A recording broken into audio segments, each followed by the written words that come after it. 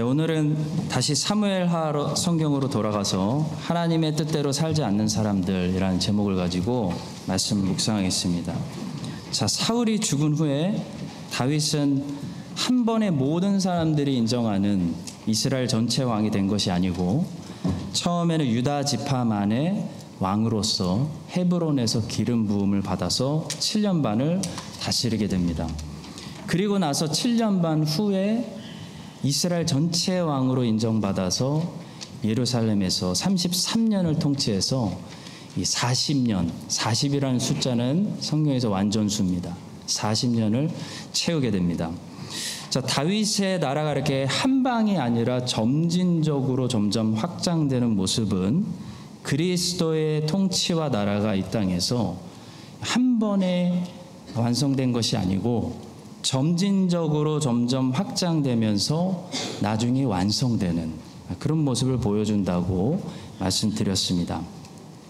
다윗은 아직 헤브론에서 한 지파의 왕이지만 이제 점점 다윗의 통치와 나라가 확장돼서 나중에 다윗의 나라가 이스라엘 전체에 임하게 될 것처럼 지금은 아직 그리스도의 통치와 그리스도의 나라가 교회와 이 크리스찬들 위에만 있지만 이것이 점점 확장되어 언젠가는 모든 입술이 그를 인정하고 모든 눈이 보호자에 앉으신 그분의 위엄을 보게 되는 그런 날이 오고 있다는 사실을 우리는 잊지 말아야겠습니다.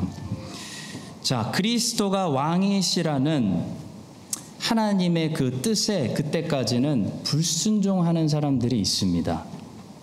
시편 2편에 나오는 사람들처럼 그들은 하나님께서 이미 정하신 이 그리스도의 왕권을 아직도 인정하지 않고 그분께 계속 저항하는 그런 사람들이 세상에 있다는 거죠. 그 사람들이 뭐라고 이야기할까요? 한번 들어보시죠. 시편 2편 2절과 3절입니다. 세상의 군왕들이 나서며 관원들이 서로 꾀하여 여호와와 그의 기름 부음 받은 자를 대적하며 우리가 그들의 맹것을 끊고 그의 결박을 벗어버리자라고 말합니다. 이렇게 하나님이 이미 정하시고 그리스도의 통치를 받아라라고 정하신 세우신 그 그리스도의 왕권을 계속 거부하는 사람들을 향해 하나님은 뭐라고 말씀하실까요? 4절부터 6절입니다. 하늘에 계신 이가 웃으시며 주께서 그들을 비웃으시리로다. 그때의 분을 바라며 진노하사 그들을 놀라게 하여 이르시기를 내가 나의 왕을 내 거룩한 산 시온에 세웠다라고 말씀하십니다. 하나님은 이미 정하시고 세우신 그리스도를 왕으로 세우셨습니다. 근데 이 뜻을 사람들이 계속 거부하면 어떻게 될까요? 9절의 말씀은 철장으로 깨뜨림을 당하는 질그릇처럼 부서진다 라고 말씀합니다. 내가 철장으로 그들을 깨뜨리며 질그릇같이 부수리라. 오늘 본문도 마찬가지입니다. 하나님은 사무엘을 통해 다윗에게 이미 기름을 부으시고 다윗을 이스라엘을 통치하는 왕으로 세우셨습니다. 그런데 그 하나님의 뜻에 거부하는 사람들이 있었다는 것이죠. 그 하나님의 뜻에 거부하는 사람들, 저항하는 사람들, 아브넬, 이스보셋, 이런 사람들 나중에 어떻게 될까요? 자, 오늘날은 어떤 사람들이 그들과 같이 하나님이 기름 부으신 왕 그리스도를 저항하고 반역하고 부서질 질그릇처럼 그런 어리석은 삶을 살아갈까요? 이런 사람들입니다. 첫째로 하나님의 뜻보다 세상의 가치관을 더 따르는 사람들입니다. 아브넬이 왜 사울이 죽은 후에 다윗을 왕으로 세우지 않고 사울의 아들인 이스보셋을 왕으로 세웠을까요? 아브넬은 하나님의 기름 부으심, 하나님의 방법보다 혈통을 따르는 왕의 계승, 이 세상의 방법을 더 중요하게 생각했기 때문입니다. 혈통을 따르는 계승은 세상이 중요하게 생각하는 세상의 방법이고요. 기름 부음 받은 자를 하나님이 선택하신 자를 왕으로 세우는 것은 하나님이 중요하게 생각하시는 하나님의 뜻이고 방법입니다. 아브넬은 하나님의 뜻을 거부하고 세상의 상식을 더 따르는 그런 사람이었습니다. 하나님의 백성이 이렇게 하나님 말씀을 따르지 않고 세상의 상식, 세상 방법을 더 따르면 어떻게 될까요? 그러면 남의 옷을 빌려다 입은 것처럼 어울리지도 않고 매우 우스꽝스러운 모습만 됩니다. 여러분, 제가 저보다 훨씬 사이즈가 큰 남의 옷을 빌려 입고 나왔다고 생각해 보세요. 얼마나 제 모습이 우습겠습니까? 크리스찬이 세상 방식을 따라가면요, 그렇게 조롱당하게 됩니다. 되게 우습다 그래요. 우리는 세상 옷을 입으려고 하지 말고요, 우리에게 주신 새 옷을 입을 생각을 해야 됩니다. 교회를 에클레시아라고 부르는 것은 하나님이 세상에서 불러내셨다는 의미를 가지고 있죠. 하나님이 세상에서 우리를 불러내셔서 새로운 삶의 방식을 요구하시는 그런 거룩하게 구별된 사람들이 되었기 때문에 크리스찬이 세상 옷을 입고 흉내내려고 하면 그게 어울리지도 않고 그 모습이 이상하다는 거예요. 여러분, 교회가 세상 문화 받아들여서 세상처럼 따라하려고 할 때보다 더 못생길 때가 없는 것입니다. 우리는 세상 사람들과 다릅니다. 우리는 성경이 뭐라고 얘기하죠? 나그네라고 얘기합니다. 우리는 이방인이라는 거예요. 아브라함은 돈이 많았지만 평생 장막을 지면서 옮겨 다녔습니다. 이동했습니다. 장막 안에 살면서 목적지까지 계속 이동했다는 거죠. 여러분, 크리스천의 삶은 계속 넥스트 스텝으로 이동하는 삶입니다. 왜냐하면 아브라함이 가난해서가 아니고 아브라함은 이 땅에 속한 사람이 아니었기 때문입니다. 하나님이 이 세상에서 불러내신 사람이었기 때문이죠. 아브라함은 자기 본향을 그 하늘에 두고 살아가는 이 땅의 나그네였기 때문에 항상 움직이고 삶의 모습이 달랐습니다. 히브리서 11장 9절과 10절은 이렇게 말하죠. 믿음으로 그가 이방의 땅에 있는 것 같이 약속의 땅에 거류하여 동일한 약속을 유업으로 함께 받은 이삭 및 야곱과 더불어 장막에 거하였으니 이는 그가 하나님이 계획하시고 지으실 터가 있는 성을 바랐습니다. 아브넬은 이스라엘 사람으로서 이스라엘만의 특별한 그 통치와 정치, 곧 하나님의 법을 따랐어야 했는데요. 아브넬은 이스라엘을 세상 많은 나라들 중에 그저 한 나라 정도로 생각했고 세상 여느 나라들처럼 사울이 죽은 후에 그 왕위를 그 아들에게 이스보셋에게 계승시켰습니다. 근데 여러분, 오늘날 이렇게 세상의 법칙, 세상의 관습, 세상의 방법들을 교회에 적용시키려고 세상의 가치관들을 교회 안에 가지고 와서 아브넬처럼 비신앙적으로 이렇게 하는 거야 라고 생각하는 사람들이 많다는 거예요. 오늘날 세속적인 가치관, 교회에 들어와서 교회 안에서도 물질 만능주의적으로 생각할 때가 우리가 얼마나 많은지 모릅니다. 주님은 한 영혼의 가치, 아주 작은 겨자씨의 가치를 말씀하셨는데 우리는 무조건 사람들이 많이 모이면 좋은 거고 사람들이 안 모이면 안 좋은 것이고 무조건 물량으로 모든 것을 판단하는 그런 세속적인 이 땅의 가치관에 젖어 있을 때가 많다는 거죠. 근데 성도 여러분, 우리 주님께서는 이 세상과 전혀 다른 가치관을 가지고 계십니다. 우리 주님께서 예루살렘 성전에 어느 날 쓰셔서 사람들이 헌금을 넣고 있는 것을 이렇게 지켜보셨는데요. 우리 주님께서는 그날 사람들이 how much, 얼마를 헌금함에 넣는지를 보고 계신 것이 아니었습니다.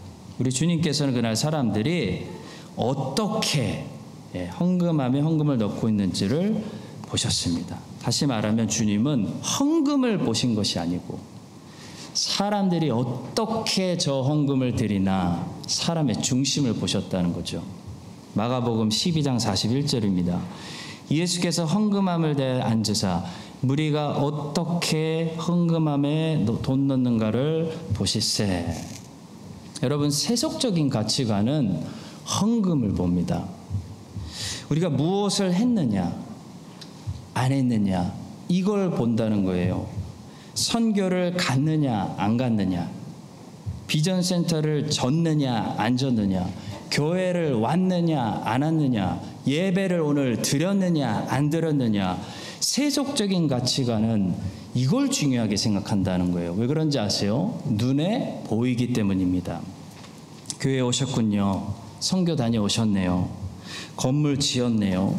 헌금 드리셨네요. 근데 성도 여러분, 우리 하나님은 전혀 다른 가치관을 가지고 계시기 때문에 주목하시는 게 다릅니다. 우리 하나님은 우리가 어떻게 건물을 짓느냐가 중요해요. 우리가 어떤 마음으로 교회를 나오느냐가 중요한 거예요. 우리가 어떤 상태로 예배를 드리느냐가 하나님께는 중요합니다. 다시 말해, 눈에 보이지 않는, 사람들이 못 보는 영적인 상태죠. 아담아, 내가 어디 있느냐 라고 말씀하신 것처럼 하나님과 나의 거리를 보시고 하나님과 나의 관계를 보신다는 것입니다. 이것이 하나님의 가치관이죠. 자, 그렇기 때문에 성경은 계속해서 이 가치관을, 이 영적인 상태, 마음의 중심, 하나님과의 관계에 대해서 우리에게 말씀하는 거예요. 예를 들어 성경은 그냥 헌신했다고 해서 그것이 하나님 기뻐 받으시는 헌신이라고 말하고 있지 않습니다. 성경은 우리 보고 헌신하라고, 봉사하라고, 주의를 하라고 명령하실 때마다 항상 그것을 어떻게 해야 된다라고도 함께 말씀하세요. 어떻게 하라고 말씀하실까요? 기쁨으로 하라고 말씀해요. 항상 말씀하세요. 그냥 헌신하라고 말씀하지 않아요. 헌신하고 봉사하고 헌금할 때마다 기쁨으로 해라, 자원해서 해라, 사랑으로 해라, 이렇게 요구하신다는 거죠. 에스라 1장을 보시면 하나님께서 페르시아 고레스 왕의 마음을 감동시키셔서 이 고레스 왕을 통해서 이스라엘 백성에게 성령께서 명령하시는 말씀이 있습니다. 한번 들어보시죠. 에스라 1장 4절입니다. 그 남아있는 백성이 어느 곳에 머물러 살든지 그곳 사람들이 마땅히 은과 금과 그 밖의 물건과 짐승으로 도와주고 그 외에도 예루살렘에 세울 하나님의 성전을 위하여 예물을 기쁘게 드릴지니라. 하나님은 우리 보고 예물을 드릴 때 그냥 드리라고 하시지 않으세요. 기쁨으로 드리는 것이 하나님이 받으시는 유일한 제사, 예물이 되는 것입니다.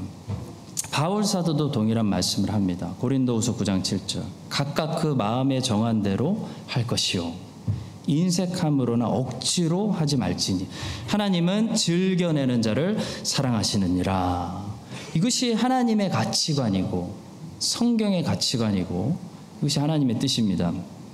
여러분과 저도 아브넬처럼 매일 선택을 하고 살아가요. 세속적인 가치관을 가지고 사람들의 눈이 보고 있는 이 세속적인 가치관을 가지고 혈통을 따라 왕권을 이스보셋에게 계승시켜야 할 것인가? 아니면 하나님의 뜻을 따라 왕권을 기름 부음 받은 다윗에게 계승시킬 것인가? 여기서 고민하며 선택하며 살아갑니다. 여러분과 제가 세속적인 가치관을 버리고 성경적 가치관을 가지고 하나님 아버지의 뜻을 따라 살아갈 때마다 우리는 무엇을 하는 것이죠? 우리는 하나님이 기름 부으신 예수 그리스도를 왕으로 인정하고 그분을 우리의 왕으로 세우는 것입니다. 여러분과 제가 세속적인 가치관을 가지고 살아가면 그 세상의 상식을 따라 이스보셋을 항상 왕으로 세우게 되는 것입니다. 이 사실을 기억하시고 여러분과 제가 세속적인 가치관이 아니라 하나님의 뜻대로 나의 이스보셋이 아니라 예수 그리스도를 우리의 삶의 모든 면에 왕으로 인정해 드리는 하나님의 가치관으로 살아서 예수님을 왕으로 드러내는 여러분과 저의 충성된 삶이 되시기를 예수님의 이름으로 축복합니다. 두 번째로 아브넬이 이스보셋을 왕으로 세운 또 다른 이유는요, 자기 때문이었어요. 자기 때문에 이스보셋을 세운 거예요. 자, 아브넬은 자기 가문, 자기 직위를 지키기 위해서 하나님의 뜻대로 다윗을 왕으로 세울 수가 없었던 것입니다. 여러분, 오늘도 누가 하나님이 기름 부으신 왕 그리스도를 저항하고 인정할 수가 없고 반역할 수밖에 없을까요? 바로 자기가 살아있는 사람이에요. 자기를 죽이지 않고 자기를 아직 이기지 못한 사람들, 그리스도를 인정할 수가 없습니다. 아브넬은 사울의 아버지 기스의 형제였던 넬의 아들로서 사울과 아브넬은 커즌이었어요. 사촌지간이었습니다. 그러니까 아브넬은 왕권이 우리 가족에게 넘어왔는데 이제 와서 이 왕권을 이새의 아들 다윗에게 빼앗기기 싫은 겁니다. 자기를 죽이지 않으니까 하나님이 기름 부으신 자를 인정하고 따를 수가 없는 것입니다. 비슷한 진리를 우리 주님께서 우리에게도 말씀하신 적이 있죠. 누구든지 나를 따라오려거든 자기를 부인하고 자기 십자가를 지고 나를 따라야 할 것이니라. 여러분, 자기를 죽이는 십자가를 지지 않은 사람은 절대로 예수님을 왕으로 인정하고 따라갈 수가 없습니다. 하나님이 기름 부으신 왕 예수를 나의 삶의 모든 면에서 왕으로 인정하고 그 예수님을 따라가려면요, 왕이 되려는 이 자아가 반드시 죽어야 되는 거예요. 매일 죽음을 경험해야 되는 것이에요. 자아가 살아있으면 이 자아가 살아서 자기가 왕이 되려고 하기 때문입니다. 아브넬이 하나님이 선택하신 왕 다윗을 왕으로 인정하지 못하고 이스보셋을 왕으로 세워야만 했던 또 다른 이유는 다윗을 왕으로 인정해버리면 자기의 직위와 자기의 직위가 위태로워지기 때문입니다. 아브넬은 북쪽의 이 사울 정권의 군대 장관이었고요. 요압은 남쪽의 다윗 정권의 군대 장관이었습니다. 근데 사울 정권이 산산조각나서 다윗 정권으로 흡수돼 버리면 솔직히 아브넬은 자기의 직위를 완전히 잃어버리거나 아니면 위험한 인물로 찍혀서 죽을 수도 있는 그런 상황입니다. 그러니까 아브넬에게 하나님이 기름 부으신 왕 다윗을 인정한다는 것은요, 자기가 죽지 않으면 정말로 아브넬 입장에서는 선택하기 어려운, 매우 어려운 그런 일이었다는 것이. 자기 가문과 친족 다 지키고 자기 직위를 지키려면 아브넬은 하나님이 인정하시는 왕 다윗을 인정할 수가 없는 것입니다. 다른 왕을 세워버려야 하는 것입니다. 그런데 성도 여러분, 이것이 지금 아브넬에게만 적용되는 문제가 아니에요. 그리스도를 왕으로 인정해야 하는 모든 사람들에게 적용되는 동일한 진리이기 때문에 이것이 매우 중요한 이야기입니다. 우리는 예수 믿는 것을 너무 쉽게 생각해요. 아브넬처럼 저런 곤란한 상황에 있지 않다라고 생각해요. 아브넬처럼 저렇게 큰 희생을 치러야 다윗을 왕으로 인정하겠구나라고 생각을 안 하는 거예요. 근데요, 예수를 제대로 따르지 않으니까 예수 믿는 게 쉽고 간단하게 느껴지는 것이지, 예수를 제대로 따르려는 왕으로 모든 삶의 면에서 인정하려는 사람들은 무엇을 느끼게 되는 것입니까? 내가 살아있으면 예수를 따르기가 매우 어렵다는 사실을 느끼게 되는 거예요. 내가 살아있으면 이것이 하나님이 인정하신 왕, 하나님이 기름 부으신 왕을 왕으로 인정하고 살기가 매우 어려운 것이 우리의 인생이라는 것이에요. 여러분, 내 직위 다 지키고 내 가족들 다 지키고 내 권리 다 지키고 거기에다 내가 하고 싶은 것까지 다 지키면서 예수 따라갈 수 있을까요? 못 따라간다는 것이에요. 하나님이 세우신 왕, 예수를 진짜 왕으로 인정하고 예수를 따라가려면 모든 사람들에게는 반드시 자아를 죽이는 자기 십자가를 등에 매야 하는 것입니다. 그래야 예수를 따라갈 수 있습니다. 여러분, 이 사순절 기간에 무엇을 묵상하고 계시나요? 십자가를 지러 가시는 예수님을 우리가 묵상하면서 우리도 우리의 십자가를 어느 순간부터 내려놓고 잃어버리진 않았는지 묵상해야 되는 줄로 믿습니다. 세례 요한의 삶을 보시면요, 예수님을 지목하기 위해서 세례 요한은 굉장히 자기를 가리거나 자기를 낮추는, 자아를 죽이는 그런 십자가를 진 삶을 살았다는 것을 금방 알 수 있습니다. 여러분, 결혼식 가실 때는 신부의 아름다움을 드러내기 위해서 신부보다 더 아름답게 하고 가시면 안 되는 것이 예의잖아요. 아름다운데 어쩝니까 목사님? 그러시는 분들도 있을지 모르겠지만 가리셔야 돼요. 그럴 때 안경을 쓰신다든지. 또 우리가 페인팅을 할 때 여러분, 배경을 너무 짙은 색으로 그려버리면 이 가운데 포인트가 죽지 않습니까? 마찬가지로 세례 요한은 진짜 대단해요. 세례 요한은 예수님을 드러내는데 자기가 주목받거나 방해가 되지 않기 위해서 굉장히 자기를 철저하게 절제시킨 그런 사람이었습니다. 세례 요한은 선지자로서 주님을 지목하는 사람이었지만 또한 모든 그리스도인들이 주님과의 관계를 어떻게 가져야 되는지 이 크리스찬의 롤 모델이 되는 그런 사람이라고 할 수 있습니다. 우리는 주님을 최대한 드러내기 위해서 우리가 가려지는 낮은 삶을 살아야 합니다. 그는 흥하여야 하겠고 나는 쇠하여야 하리라.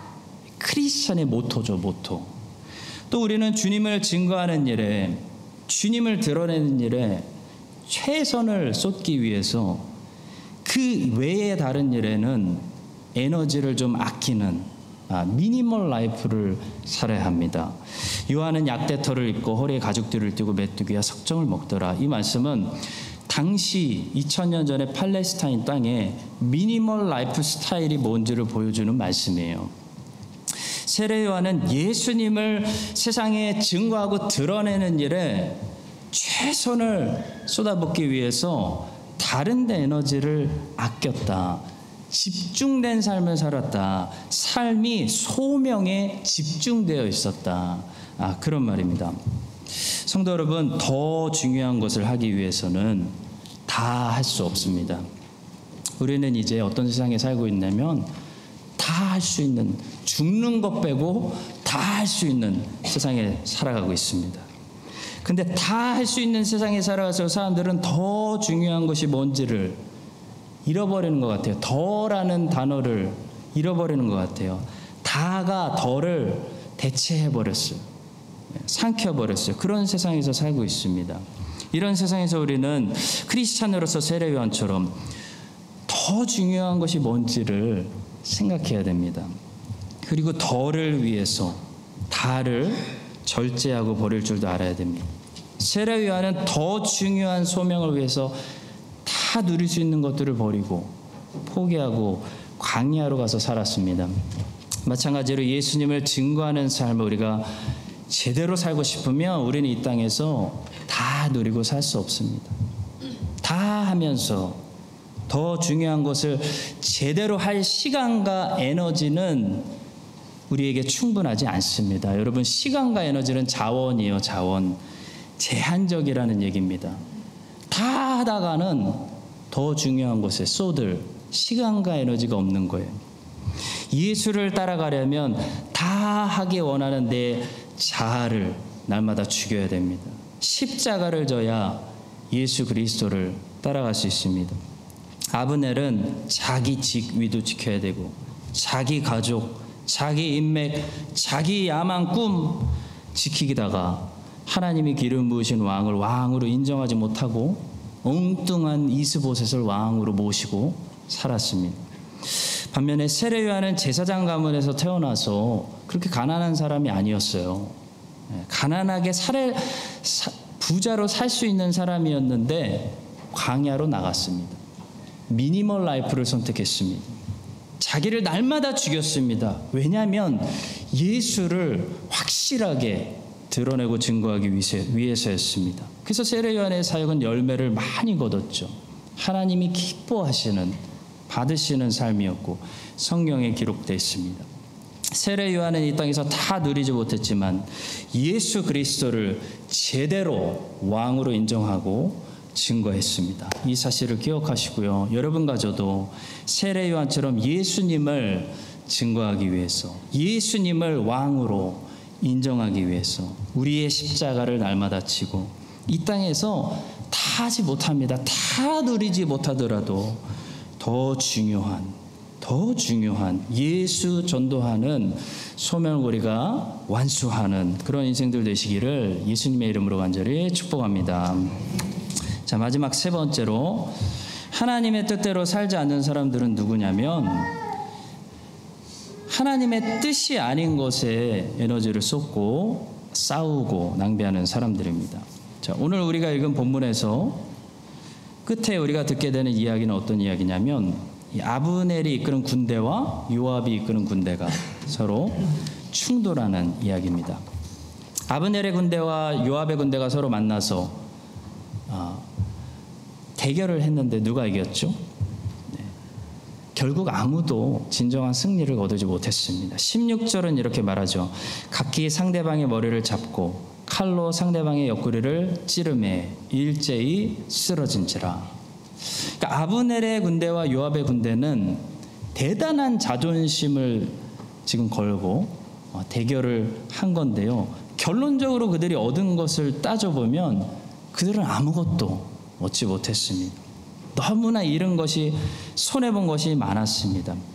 그들은 혈기를 죽이지 못해서 싸움을 즐겼고 그 대가로 너무나 많은 것을 손해봐야 했습니다. 특히 요압은 이 전투 때문에 자기 막내 동생 아사헬을 잃어버렸고 그 이후로 복수심에 중독되고 사로잡혔어.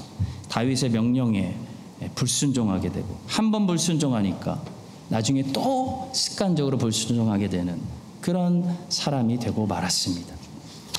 성도 여러분, 어떤 목사님은 누구든지 예수를 믿는 순간 우리는 양이 되어버린다라고 말했습니다. 그런데 진짜 그런 것 같지 않으세요? 예수를 믿기 전에 사자 같은 사람도 있고 호랑이 같은 사람도 있고 여우 같은 사람도 있고 늑대 같은 사람도 있는데요. 문제는 누구든지 예수를 영접하고 나면 이 모든 사람들이 전부 양으로 그냥 변해버린다는 거예요. 그래서 예전에는 여우같이 머리도 잘 굴리고 절대 손해보지 않았는데, 지고는 못 살았는데, 갚아주었는데, 이상하게 예수를 영접하고 난 뒤에는 잔머리가 잘 안 돌아가고 복수가 실패하고 자꾸 지는 상황이 발생하는 거예요. 공감하시나 봐요. 예수 믿는 여러분들 공감되시죠? 어느 정도? 제가 알기로 우리 가운데 예전에 싸움도 진짜 잘하신 대단하신 사자 같은 분들도 우리들 중에 있습니다. 근데 이상하게 예수를 믿고 나니까 혈기가 죽어서, 여러분 싸움을 잘하려면 혈기가 있어야 되거든요. 예수를 믿으면 혈기가 죽어요. 그래서 싸움이 잘 안 나오는 거예요. 자꾸 참게 되고 져주게 되고 주먹이 녹슬어서 예전 실력이 나오지 않는 거예요. 여러분 아직도 예전 실력 믿고 싸우시려고 하면 큰일 납니다. 지실 거예요. 도망가셔야 돼요. 왜 그런 것일까요? 예수를 믿으면 누구나 양이 되기 때문이에요. 이 목사님의 말을 빌리자면 예수를 믿으면 누구나 양으로 변해요.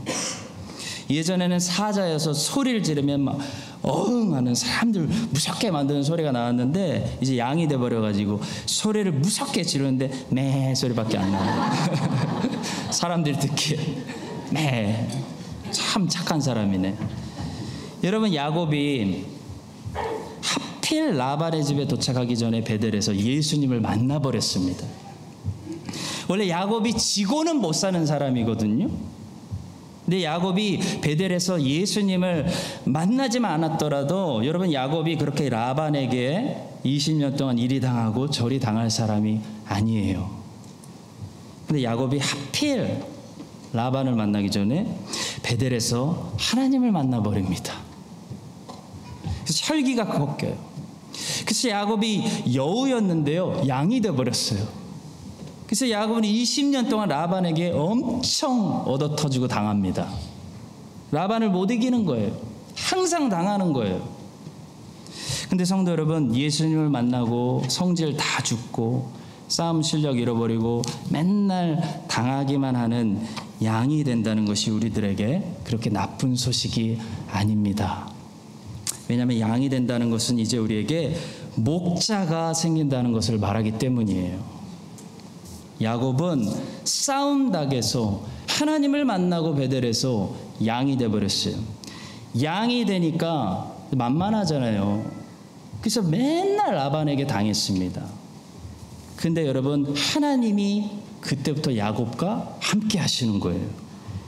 여러분, 20년 동안 야곱이 맨날 라반에게 당하고 뜯기고 얻어 터진 것 같은데 마지막에 무엇을 깨닫고 무엇을 고백하고 있는지 아십니까? 이렇게 고백합니다. 창세기 31장 7절과 8절입니다. 그대들의 아버지가 나를 속여 품삯을 10번이나 변경하였느니라. 그러나 하나님이 그를 막으사 나를 해치지 못하게 하셨으며 그가 이르기를 점 있는 것이 내 삭이 되리라 야곱 하면 온 양떼가 낳은 것이 다 점 있는 것이요. 또 라반이 이르기를 얼룩무늬 있는 것이 내 삭이 되리라 야곱 하면 온 양떼가 낳은 것이 다 얼룩무늬 있는 것이 나게 하시니 하나님이 이같이 그대들의 아버지의 가축을 빼앗아 내게 주셨느니라. 야곱의 고백이에요. 사랑하는 성도 여러분, 크리스찬이 되면 성질 다 죽고 예전 여우 실력 잃어버리고 맨날 지기만 하는 양이 될 각오를 하셔야 됩니다. 온유한 거, 양 같은 성품이잖아요. 크리스찬의 성품. 근데 크리스찬이 된다는 것은 이제 나를 지키시는 목자가 생긴다는 것을 말해요. 졸지도 않으시고 주무시지도 않으세요. 목자시기 때문에. 그 목자가 여러분과 저를 밤낮으로 지키시기 때문에 매일 지는 것 같고 매일 손해보는 것 같고 양보만 하는 것 같아도요, 결국 목자 때문에 모든 것이 협력하여 이기는 삶을 사는 것이 양의 인생이라는 거예요. 본문에 나오는 아브넬과 요압은요, 아직도 사자처럼 혈기가 왕성해서 서로 힘자랑하고 쓸데없이 싸우고 죽이고 있습니다. 그들은 아직도 사자예요. 근데 다윗은 싸우지 않습니다. 다윗은 하나님 때문에 양이 되어버렸습니다. 근데 다윗은 목자 되시는 하나님이 지키고 보호하시기 때문에 매일 지는 것 같아도 매일 양보하는 것 같아도 결국 다윗이 끝에 가서 다 승리하게 되는 것입니다. 여러분, 이 사실을 꼭 기억하세요. 꼭 기억하시고, 여러분들의 목자가 있습니다. 목자 대신 예수님을 의지하시고, 목자 대신 예수님께서 여러분들에게 큰 은혜를 베푸셔서 이제 이빨 빠진 호랑이 되신 여러분들, 양이 돼버린 여러분들을 매일 지는 것 같아도 결국 합력하여 선을 이루어 여러분들 다 승리하게 해주시기를 예수님의 이름으로 간절히 축원합니다.